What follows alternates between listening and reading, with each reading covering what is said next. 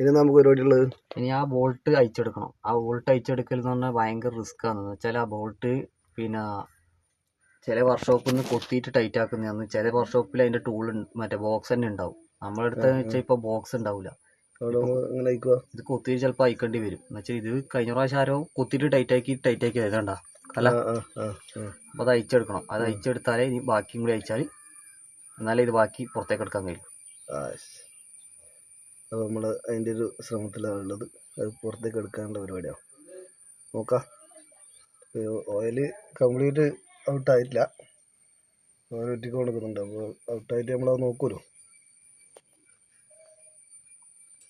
ഇങ്ങോട്ട് വേറെ തന്നെ വൃത്തിക്ക് എടുത്ത് നോക്കണ്ട സംഭവം അല്ലേ.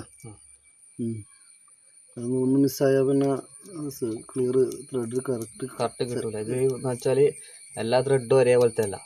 ഇതുണ്ടോ, ഈ ത്രെഡ് ഫുൾ ത്രെഡ് അല്ല, ഇത് ഫുൾ ത്രെഡാണ്. ഇവിടെ സ്ലീവ് പോലത്തെ സ്ലീവിന്റെ സ്ഥലം വേറെ തന്നെ ഇടാനുണ്ട്.